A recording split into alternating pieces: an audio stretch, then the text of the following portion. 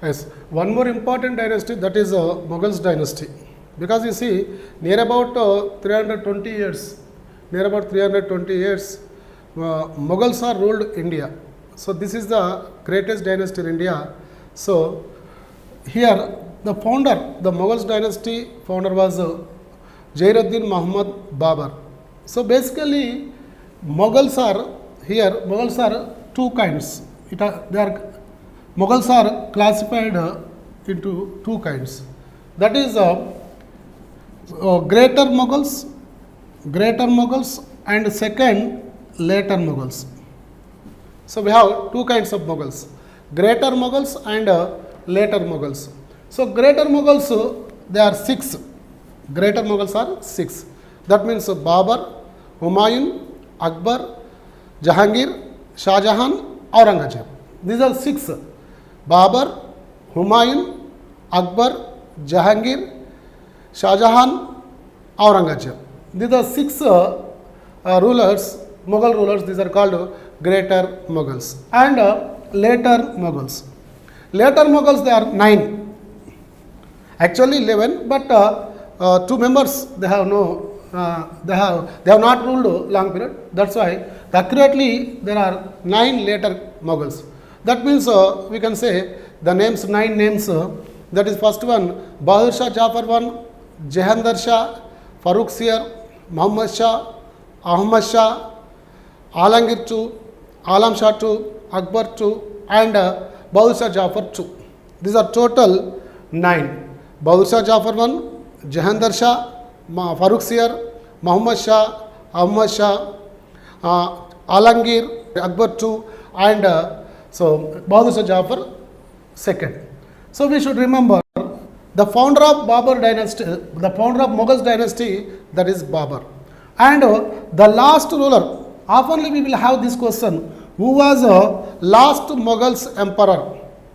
Who was last Mughals emperor? That is Bahadur Shah Jafar II. Bahadur Shah Jafar II is the last Mughals emperor. That's why, so this is a great dynasty in India established by Babur. So what are the sources?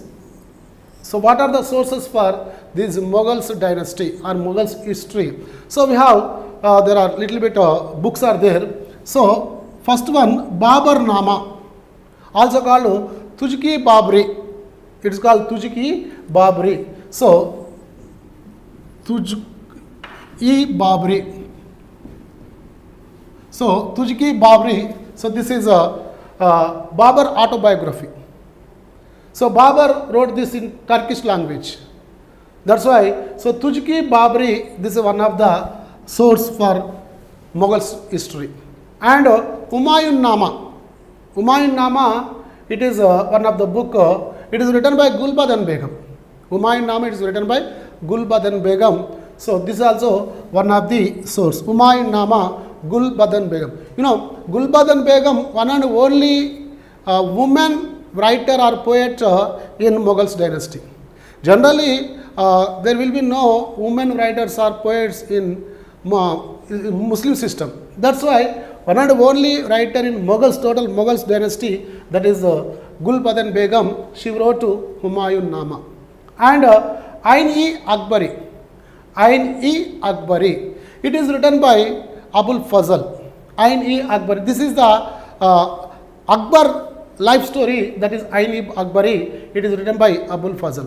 And Jahangir Nama, it is also Jahangir autobiography. Jahangir wrote his own autobiography, that is Jahangir Nama. So etc. books are there. This is mainly we can say, so Akbar Nama, that is 𝗧𝗦𝗃 𝗵𝗃, Humayun Nama, Akbar Nama, and Jahangir Nama. These are the sources for Mughals history.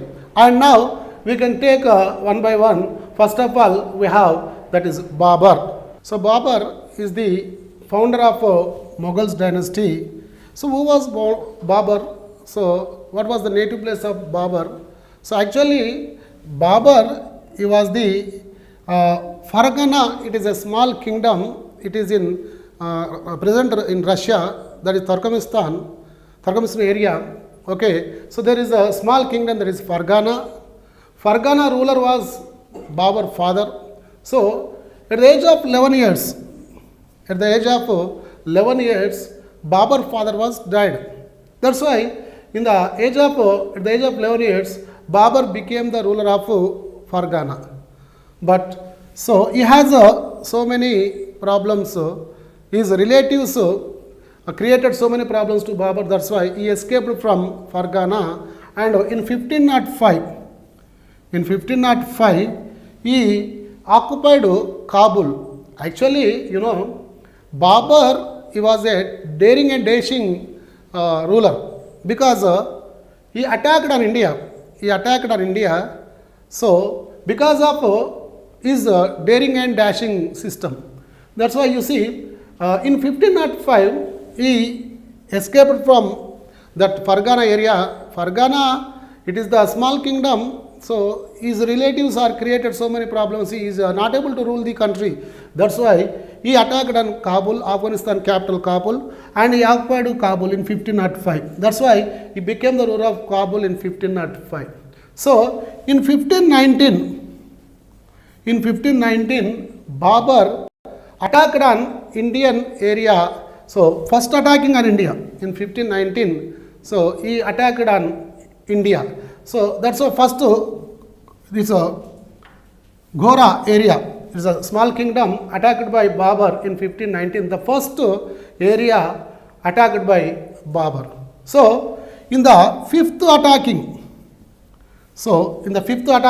on India, this is the first attacking on India, and fifth attacking in 1526. Fifth attacking of Babur, it is in 1526. So actually Babur, he was there in Afghanistan area. So he was invited.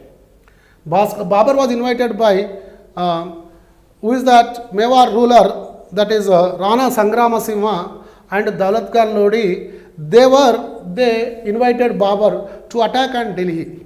And what happened? All are Indians. Why they are inviting Babur means, so this is the Ibrahim Lodi policy.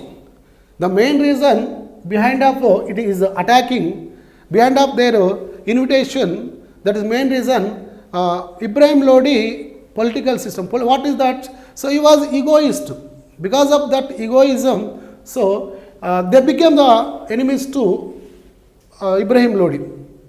Mewar king Rana Sangrama, Daulat Khan Lodi, they became the enemies to Ibrahim Lodi. That's why these people intention to remove Ibrahim Lodi from Delhi chair.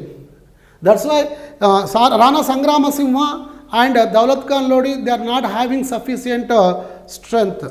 So they invited Babur. So on that invitation, on their call, so Babur came to India, attacked on Delhi. So in 1526, April 21st, there was a first battle of Panipat. So everybody should remember first battle of Panipat, 1526. So okay, April 21st, if you remember or not remember, it is not a matter, but you remember 1526. This is first battle of Panipat. So here Panipat means it is the area nearby Delhi. Right now it is in Haryana, Panipat. So there the clashes, the war between Babar and Ibrahim Lodi. Babar has only 25,000 army. He started along with 25,000 army, but while coming to India, he lost some of army and some of army went back, and just 15,000 of army, and Ibrahim Lodi army 1 lakh army. So both of the armies they fought at Panipat. But in this war, Ibrahim Lodi is killed by Babur. So already I told you, he was first Delhi Sultan, died in battlefield, that is Ibrahim Lodi. Because of first Panipat war, so or battle of first Panipat, Ibrahim Lodi was died. Babur is established the Mughal Dynasty in India. So here we have to listen, we have to explain about what are the reasons to establish how Babur became a mighty invader, mighty attacker. how he became that much of, how he has that much of dareness? Because his blood, you can say his blood. Blood means here, from mother's side, he belongs to Genghis Khan. From father's side, he belongs to Taimur.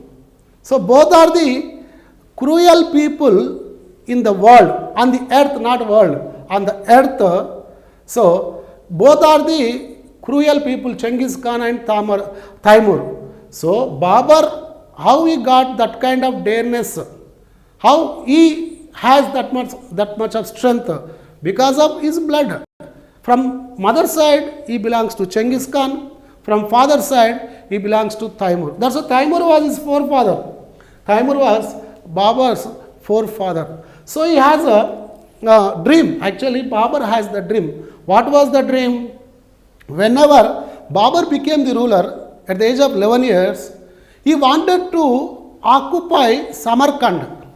Samarkand means which kingdom, which city, whose city? This is the forefathers of city of area of forefathers of Babur. That means Taimur. Taimur belongs to Samarkand area. Samarkand actually, so Babur's forefathers kingdom. But it is occupied by other kings right now.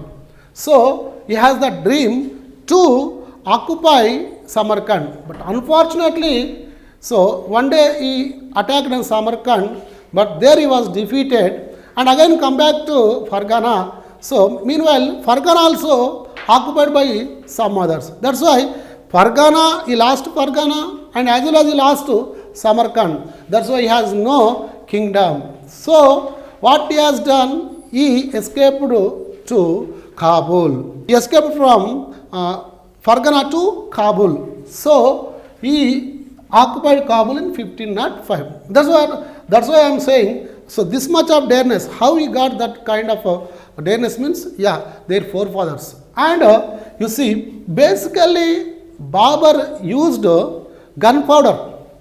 In 1519, in Gora attacking, he used gunpowder. Who was first ruler in India? Used gunpowder. That is Babur. So in first battle of Panipat also, he used that gunpowder. Because you see, Ibrahim Lodi has 1 lakh army. But that 1 lakh army defeated by Babur with 15,000 army. Because of that gunpowder. So this is the reason how he defeated Ibrahim Lodi. Behind of that war, we have these reasons. That is gunpowder and his daring mentality.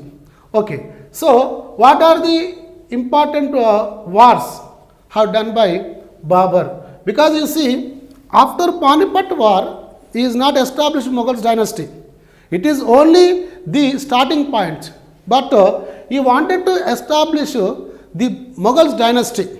That's why his immediate enemy, that is Rana Sangrama Simha. Babur intention, whenever he defeats Rana Sangrama Simha, that is the conclusion of his attacking. That is a perfect system. If he defeats Rana Sangrama, then only he will have the satisfaction. In 1527, this is called Battle of Kanwa. Battle of Kanwa. It is called Battle of Kanwa. So actually, Rana Sangrama Simha, Daulat Khan Lodi, what they were thinking, Babur will come and he defeats Ibrahim Lodi and he will go back his kingdom. This is the thinking of Rana Sangrama and Daulat Khan Lodi. But unfortunately, what happened? Babur defeated Ibrahim Lodi and established the kingdom. This is the problem. But Rana Sangrama Simha, he was thinking, if Babur went back, if he goes back, then I will capture Delhi. But it is impossible. Now, the main enemy to Babur, that is Rana Sangrama Simha. This is called the Battle of Kanwa. it is between Babur and Rana Sangrama Simha. So, war was going on. The army of Babur, it was escaping. The army of Babur was escaping because Kanwa, that is Rana Sangrama, is fighting very perfectly, is attacking the enemies. So here Babur army, it is going back, but Babur, he imposed in the minds of army, Babur's army, what he said, it is jihad. He said that it is jihad, the war for the jihad, he called jihad.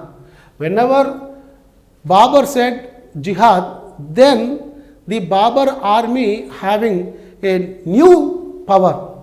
That's why again they fought with Rana Sangrama. In the battlefield, Rana Sangrama is injured. Later, Rana Sangrama was died. Then Babur defeated Rana Sangrama Simha in the Battle of Kanwa. And now, in 1528, so it is called Battle of Chanderi.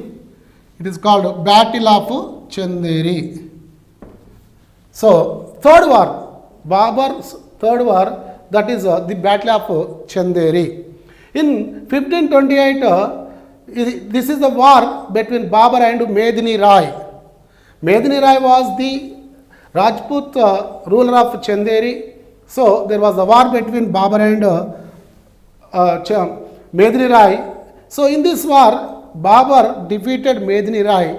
So, Medini Rai was died. Then, so in this war also, Babur defeated Medini Rai. And in 1529, the last war Babur has done, that is Gogra, the war of Gogra, the Battle of Gogra. Here, Muhammad Lodi, between Babur and Muhammad Lodi Nusrat Khan, these are the rulers of Bengal and Bihar. So, in between Babur and Muhammad Lodi Nusrat Khan, this Gogra war is completed. In this war also, Muhammad Lodi and Nusrat Khan was defeated and they were escaped. So, Babur here, in these 4 wars, Babur has done these 4 wars. We should remember first Panipat battle and Kanwa battle, Chanderi battle and Gogra battle. These are the wars of important wars of Babur. So he was strengthening. And he established Mughal Dynasty. So in 1530, unfortunately, in 1530, Babur was died. In 1530, Babur was died at the age of 48 years. At the age of 48 years, Babur was died. So here, Babur was a great establisher because you understand, so near about 332 years. So 332 years, near about 332 years, Mughal Dynasty is ruled India, total India, vast India, because of Babur establishment. So Babur has the title, the Prince of Autobiographies. Babur has the title, the Prince of Autobiographies, because he wrote his own autobiography in Turkish language, that is 𝗬𝗪. 𝗬𝗪, this is a book of Babur, it is the autobiography of the Babur. So his tomb, it is in Kabul. So his tomb, it is in Kabul. This is the information about Babur. Next, we have his successor. Babur has the successor. Babur has 4 sons. Among them, elder was Humayun. And Humayun, Hindal, Asghar, Kamran. These are the 4 sons of Babur and 1 daughter, that is Gulbadan Begum. So 4 sons and 1 daughter. So next, Babur succeeded by Babur. After Babur, Humayun became the ruler of this Mughal dynasty.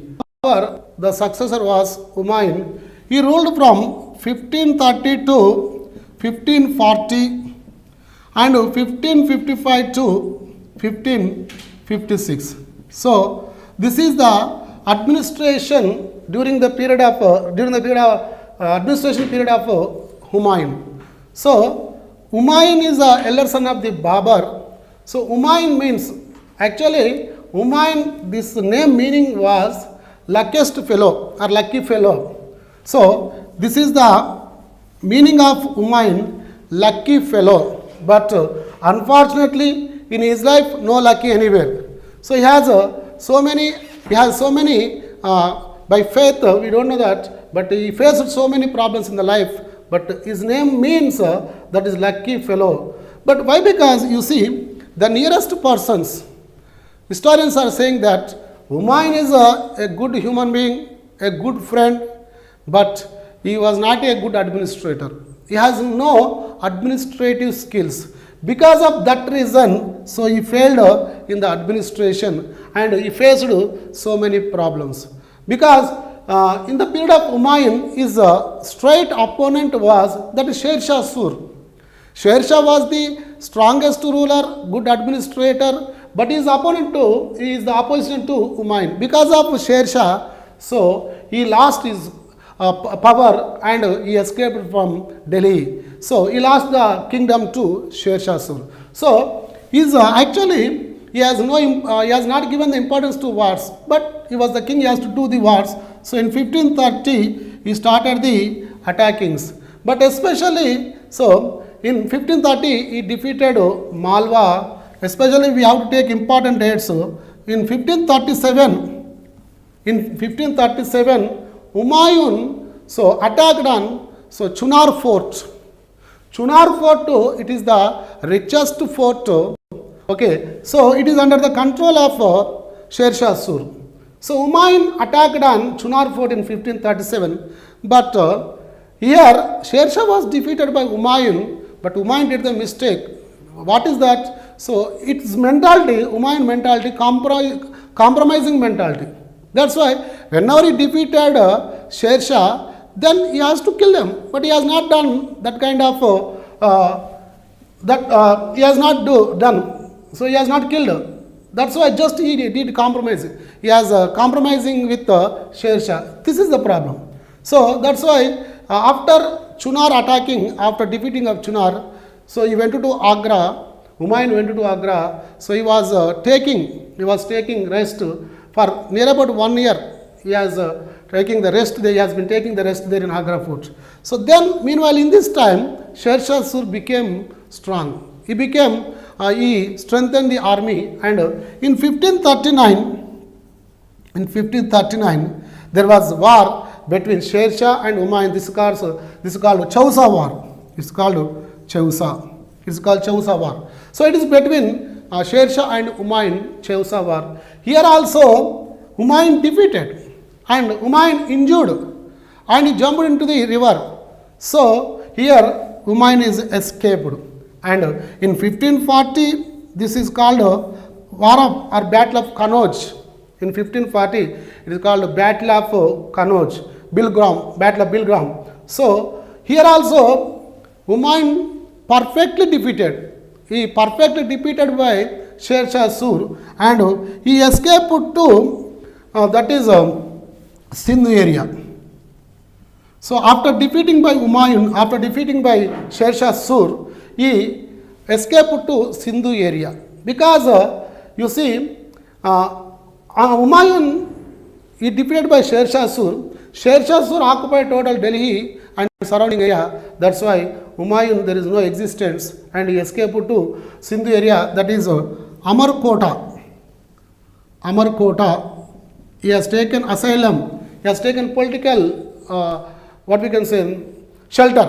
Asylum, it is called asylum. So Amarkota ruler was Raja Rana Prasad. So Amarkota ruler was Rana Prasad. He has given shelter to Humayun. So here in 1542, Humayun got child. Humayun got a son. So his wife Amida Banu. So Akbar in 1542, Akbar was born at Amarkota. So after that, Humayun, he went to Persia. Persian ruler Shahtmosp has given asylum to Humayun. So near about 10 years, Humayun has taken shelter there in Persia, and later, so he attacked on Delhi in 1555 again. He attacked on Delhi. So Delhi was ruling by the last ruler of Sur dynasty. So last ruler of Sur dynasty, Sikandar Shah Sur. He is called Sikandar Shah Sur. So there was Sarhind war between Humayun and Sikandar Shah. There was war, that war is called Sarhind war. In this Sarhind war, Humayun defeated Sikandar Shah. Again, Humayun captured Delhi throne. So now Humayun, he escaped from Delhi in 1540. After 15 years, he came to Delhi and he occupied Delhi. Now Humayun became the second time ruler of Mughal dynasty. But unfortunately, in 1556, he was slipped from his personal library steps. So he slipped from his personal library steps and he was died. So in 1556, Humayun was died. You see, in the life of Humayun, he faced so many problems, but constantly he was not ruled the country. But you see, here, unfortunately, in 1556, he was died. But Humayun autobiography is written by his sister Gulbadan Begum. She wrote Humayun Nama. So Humayun tomb, it is in Delhi. We have Humayun tomb. It is the first tomb constructed by marble stone. So this is the first tomb constructed by marble stone in India. That is Humayun tomb. So then after, actually, what was the reason having this kind of troubles, this kind of difficulties? Means the lack of administration experience. Already I told you, historians are saying that Humayun was a good, he is looking like a good friend and a good human being, but he has no administrative skills. Because of that reason, he faced so many problems.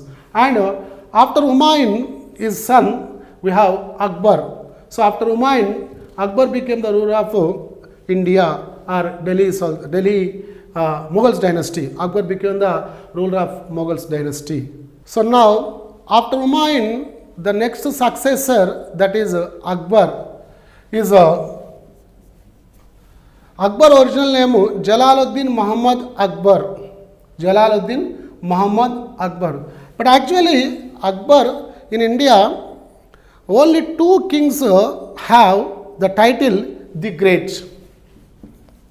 In India, only two kings, two rulers have the title the Great.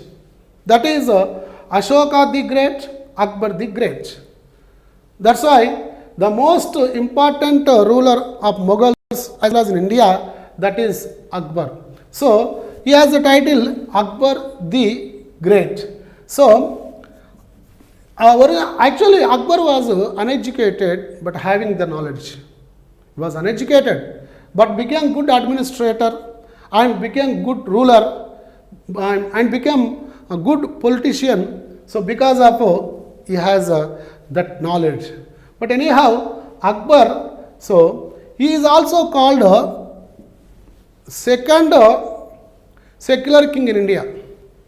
First secular king in India, Ashoka. Second secular king in India, Akbar. So we can say also like this, first secular king in medieval India. First secular king in medieval India, that is Akbar. First secular king in India, in ancient India, that is Ashoka. That's what I am saying here. So Akbar has the title, the secular king, first secular king in medieval India, as well as we can say second secular king in India. So whenever his father died, just he was 14 years. Whenever his father was died, just he was 14 years. So he was appointed as a governor of Lahore area in the age of 11 years only. So he became the governor of that Lahore area and West Punjab. So whenever Humayun was died, Bairam Khan, his guardian and army chief also, Bairam Khan, so he announced as the ruler of India. He announced in Punjab, West Punjab, that area, Kalanauri area, that area, Bairam Khan, he constructed a dais. On the dais, from the dais, Bairam Khan announced that Akbar is the ruler of India, ruler of Mughals empire. So that is from Kalnauri area. And so Akbar and Bairam Khan they were moving towards Delhi. But meanwhile, in this short period, Delhi is occupied by Hindu king, that is 𝗧𝗦𝗔𝗧. So 𝗧𝗦𝗔𝗧, he has title Vikramjit. 𝗧𝗧𝗧 was as a title Vikramjit. So whenever Humayun died, 𝗧𝗦𝗔𝗧 attacked on Delhi and occupied Delhi. So he is the first and last Hindu king in medieval India. We should remember this point also. 𝗧𝗦𝗔𝗧 was the first and last Hindu king in medieval India. So whenever 𝗧𝗦𝗔𝗧 occupied Delhi, so Akbar came to Delhi along with Bairam Khan. Same place in 1556. In 1556, both of the army, 𝗧𝗦𝗔𝗧 army and Akbar army, they met at Panipat. So this is called Battle of Second Panipat. We should remember Battle of First Panipat and Battle of Second Panipat. That's why here in 1556, Second Battle of Panipat, it is between Akbar and 𝗧𝗦𝗔𝗧. So here Bairam Khan killed 𝗧𝗧𝗧. So 𝗧𝗧𝗧 was defeated and killed by Bairam Khan. So here Akbar became the ruler of Mughals empire. So whenever Akbar became the ruler, actually he was just 14 years. That's why up to 1560, Akbar is only nominal ruler, but total administration it is in the hands of Bairam Khan. So here Bairam Khan ruled up to 1560. So here what happened? Bairam Khan actually he belongs to Shia community. So Bairam Khan appointed his relatives, appointed as higher officials by his relatives. That's why, and also there are some rumors regarding, bad rumors regarding Bairam Khan. So Akbar, he became very serious, but he is not able to kill Bairam Khan. That's why he wants to send Bairam Khan to Makkah. That's why Bairam Khan was going to Makkah. While going to Makkah in Gujarat, he was murdered. That's why Bairam Khan was murdered in Gujarat. So from 1560 62, these 2 years also Akbar was not ruled. This is called Parada ruling. This is called Parada ruling. 1562-62. These 2 years is called Parada ruling. Parada ruling means so his aunt means aunt, that is Magam Anaga. Magam Anaga, she ruled these 2 years. That is called Magam Anaga ruled these 2 years. This is called Parada administration or Parada ruling. From 1562 onwards, Akbar started the ruling directly. So Akbar, he started the invasions. He started the invasions from 1561 only. So in 1561, he attacked on Malwa. In 1561, he attacked on Malwa, and 𝗵𝗵𝗇 was the ruler of Malwa. He defeated by Akbar in 1561. The most important war in Akbar life in 1564. In 1564, this is the most important war. This is attacking on Gondwana. Attacking on Gondwana. So Gondwana attacking. Here Gondwana ruler Rani Durgavati. So everybody should remember Durgavati is first woman ruler faced Akbar. First Hindu woman ruler as well as first woman ruler. So Durgavati. So Durgavati was the Gondwana queen. Actually, her husband was died, but her son is the minor. So Veeranarayana, he was a minor. That's why on the name of Veeranarayana, Durgavati ruling Gondwana kingdom. So here Akbar defeated Gondwana queen Durgavati. And one more important war, it is in 1598 and 1600. So here Ahmednagar ruler Chand Bibi. Here we should remember, in India there are two rulers faced Akbar. One is Durgavati, one more Chand Bibi.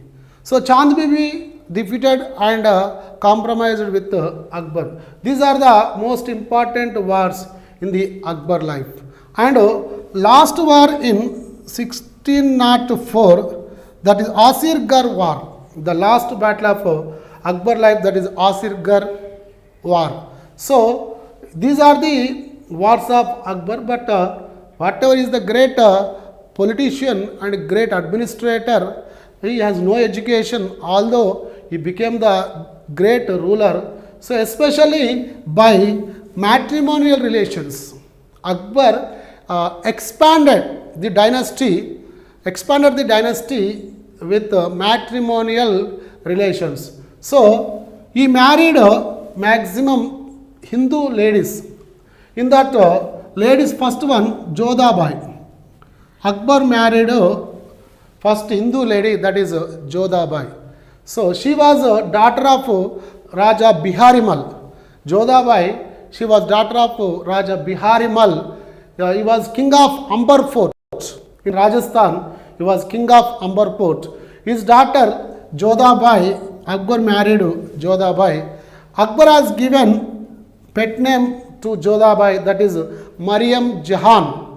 He has given name to Jodhabai Mariam Jahan. So Jodhabai brother Bhagavan Das and Bhagavan Das son Man Singh, both are appointed in army commanders. Both are appointed as army commanders in the Akbar army. That's why, so by matrimonial relations, Ajmer, Bikaner daughters also, their daughters also married with Akbar. That's why, because of matrimonial relations, Akbar established this vast kingdom. Akbar, he has some important landmarks in the Akbar administration, some of the landmarks. In 1562, he abolished making the slaves.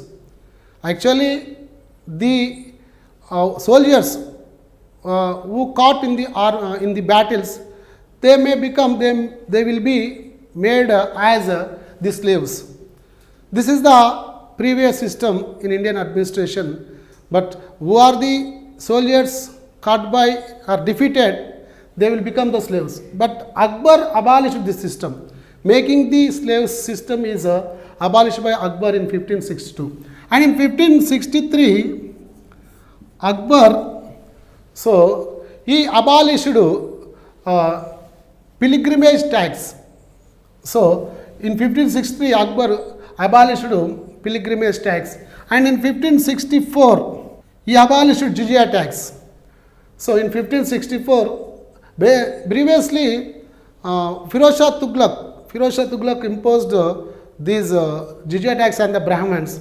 But here Akbar is abolished taxes. This is jizya, pilgrimage, and making the slaves. These three dates are most important in the Akbar life. And in 1571, he shifted the capital from Agra to Fatehpur Sikri. So he built Fatehpur Sikri. Fatehpur Sikri is the beautiful town. It is constructed by Akbar. So he shifted the capital from Delhi to Fatehpur Sikri. And in 1576, the most important war in 1576, this is the Haldighat war. It is called Haldighat war. Because Haldighat war means the war between Rana Pratapa Simha and Akbar. So if you see Mewad dynasty, Mewad kingdom, it was ruled by the great kings, great Rajput kings. First Rana Kumbha, later Rana Sangrama Simha, then Rana Uday Simha, then Rana Pratapasinghe. After that, Rana Amarasinghe. So these are the total Mewar kings. So here Rana Sangramasinghe faced Babur, and Rana Udayasinghe and Rana Pratapasinghe faced Akbar. So here in 1576 there was a Haldighat war between Akbar and Rana Pratapasinghe, because Rana Akbar sent the message to Rana Pratapasinghe to accept Akbar's sovereignty, Akbar's superiority, but Rana Pratapasinghe is not accepted. That's why there is a war between Akbar and Rana Pratapasinghe. Here in this war, Rana Pratapasinghe defeated, but he has not become the obedient to Akbar. He was escaped. Rana Pratapasinghe was escaped. And the most important thing in 1575, Akbar is established or constructed Ibadat Khana. In 1575, Akbar started Ibadat Khana. Ibadat Khana means, you see, actually in 1582, Akbar introduced Deen-e-Ilahi. So Deen-e-Ilahi, new religion in 1582. That's why before introducing Deen-e-Ilahi, he started Ibadat Khana. What is Ibadat Khana? Ibadat Khana means it is the prayer house for all communities. It is a prayer house for all religious people. That's why Ibadat Khana, it is all religious prayer house, Ibadat Khana. It is constructed in Fatehpur Sikri. So in 1582, this is Akbar introduced Deen-e-Ilahi. It is a new religion. According to Deen-e-Ilahi, so everybody who join in Deen-e-Ilahi, they should do Surya Namaskar in the morning. Actually, according to Islam, they won't accept Surya Namaskar. But Akbar started the Surya Namaskar in Deen-e-Ilahi religion, but it is not become popular, because whenever Akbar, it is ended along with Akbar only. That's why in 1582, Akbar established, introduced Deen-e-Ilahi new religion. So because of Jahangir, he revolted against Akbar. Jahangir against Akbar. That's why because of that revolutions, Akbar has mental conditions. It's very big. Mentally, he mentally suffered a lot. He suffered a lot mentally. That's why in 1605, Akbar was died. So because of Jahangir mental tension. So what was the reason why Jahangir he created the mental tension to Akbar? That means so actually Jahangir, he has some bad habits. Jahangir has bad habits. Because of that bad habits, Akbar announced as the successor Jahangir's elder son, Khusru. Jahangir's elder son name was Khusru. So because of Jahangir's bad habits, Khusru was announced as successor by Akbar. That's why Jahangir 3 times he revolted against Akbar, because Jahangir, because of that bad habits, Akbar announced his grandson as the successor. So finally Akbar excused Jahangir. So anyhow in 1605 Akbar is died. So Akbar financial system and military system is very, very perfect system, because why Akbar became that kind of great king? Because of Todarmal financial system. Todarmal was his finance minister. Todarmal, he was Hindu. So he previously worked in the court of 𝗧𝗪 𝗧. Todarmal previously worked in the court of 𝗧𝗪 𝗧. That's why, even though you see 𝗧𝗪 also a good administrator and a good reformer in India, okay, later Todarmal joined in the court of Akbar, because of Toramal, he became finance minister of Akbar. So because of Toramal, Akbar financial conditions, financial system is very perfect. That's why Toramal is introduced to Bandobast system. So Bandobast system, you should remember, Toramal introduced Bandobast. What is the Bandobast system? Bandobast system means so estimating the lands, and on the nature of the land, the imposing of taxes system should be like estimating of that soil nature. Okay, that's why Bandobast system it is introduced by Toramal. And Akbar, in Akbar court, in Akbar royal court, Hindu commanders are there. Hindu commanders, especially Man Singh and Bhagwan Das. So because of these commanders, Akbar has a lot of success. So this is we should remember Deen-e-Ilahi, who introduced Deen-e-Ilahi new religion, that is Akbar introduced Deen-e-Ilahi. We should remember Deen-e-Ilahi Ibadat Khana. So these are the most important dates. Okay, and in 1579, one more date is there. In 1579, so Akbar built a Buland Darwaza. In 1579, Akbar built a Buland Darwaza. Buland Darwaza, he succeeded on Gujarat. So he won the Gujarat.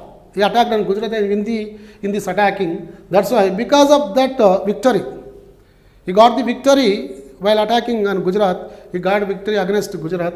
So because of that victory, he built a Buland Darwaza in Fatehpur Sikri. So in 1579, Buland Darwaza is the biggest door in India.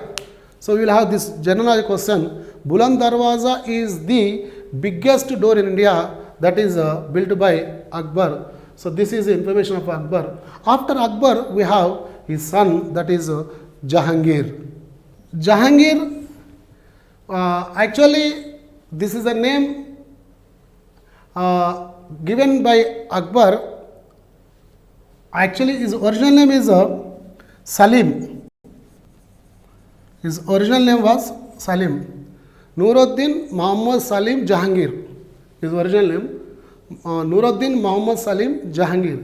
So Jahangir was the title given by Akbar. Actually Jahangir means who has victory, who caught the world. This is the title. Jahangir means who caught the world. So Salim is the different person, is the different ruler. So whenever he became the ruler, he introduced 12 laws. Whenever actually Jahangir is rejected by Akbar, but he revolted against Jahangir. But later Akbar excused him, and after Akbar he became the ruler. Whenever Jahangir became the ruler, he introduced 12 laws, promising laws. So he has given the promise to the people, I will introduce this kind of laws. But in fact, he has not implemented perfectly these laws.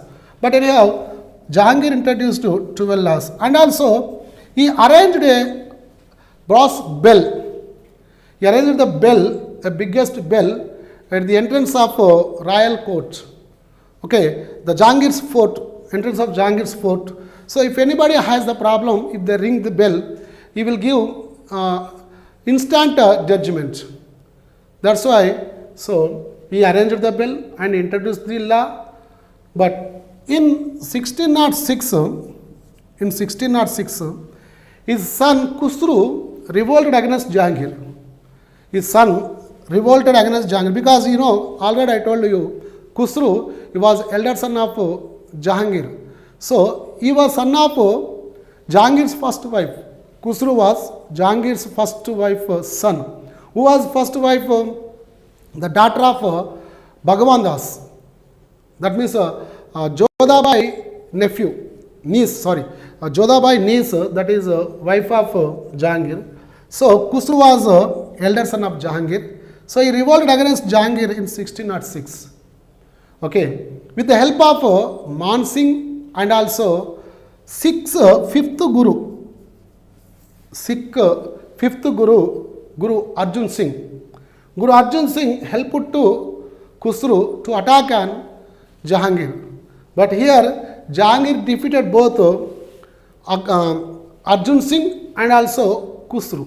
But what happened, you see, here Khusro is defeated and put in the jail. But Jahangir killed Guru Arjan Singh. So he killed Guru Arjan Singh. Because of this reason, Sikhs, they became the enemies to Mughals. The rivalry, the enemyship is started from this incident onwards. So, but in the life of Jahangir, so the most important fact, that is Nur Jahan, his wife Nur Jahan, he married her in 1611. In 1611, Jahangir married Nur Jahan. Who was Nur Jahan? Already his elder wife, his first wife, she was died, Khusro's mother. Later he married one more lady. But in 1611, so he married Nur Jahan. Nur Jahan was actually her original name Meher-un-Nisa. Nur Jahan original name was Meher-un-Nisa. She was a daughter of a Sardar. But there was a love story between Meher-un-Nisa and Jahangir. That's why Akbar, so he married with Meher-un-Nisa, marriage with 𝗂𝗽𝗱𝗁𝗍 𝗵𝗱𝗁. 𝗂𝗽𝗱𝗁𝗍, it is the name of 𝗵𝗱𝗁𝗍, Afghan Sardar 𝗂𝗽𝗱𝗁𝗍. Meher-un-Nisa marriage with 𝗂𝗽𝗱𝗁𝗍 and sent to Bengal area. Now Meher-un-Nisa married 𝗂𝗽𝗱𝗁𝗍 and they went to Bengal area. He became Sardar to Bengal area. But here Jahangir, he loved Meher-un-Nisa because of this point. So Jahangir previously revolted. That's why he refused. Akbar refused Jahangir. But anyhow, in 1611, whenever Jahangir became the ruler, he went to Bengal and he killed 𝗂𝗽𝗱𝗁𝗍, husband of Meher-un-Nisa. So 𝗂𝗽𝗱𝗁𝗍 is killed by Jahangir, and Jahangir married Meher-un-Nisa in 1611. That's why in 1611 Meher-un-Nisa married Jahangir. In the life of Jahangir, this is the turning point, because Jahangir has taking the liquor, he has the habit to taking the liquor. So he has given the title. So he has given the title to Nur Jahan. First of all, he has given title to Meher-un-Nisa Nur Mahal. He has given the title to Meher-un-Nisa Nur Mahal. Nur Mahal means light of royal hall. So then later he has given one more title to Meher-un-Nisa, that is Nur Jahan. Nur Jahan means light of world. So this is a Nur Jahan title. So Nur Jahan, Jahangir, he became like a puppet in the hands of Nur Jahan. He restricted to a room only. But total political power has taken by Nur Jahan. So here she established junta. Nur Jahan established junta. Junta means here Nur Jahan father, Nur Jahan brother, Nur Jahan mother, and Jahangir's one son, it's Khurram, third son of Jahangir, that is Khurram. These four people have the group. That group is called junta. Total administration handed over by junta.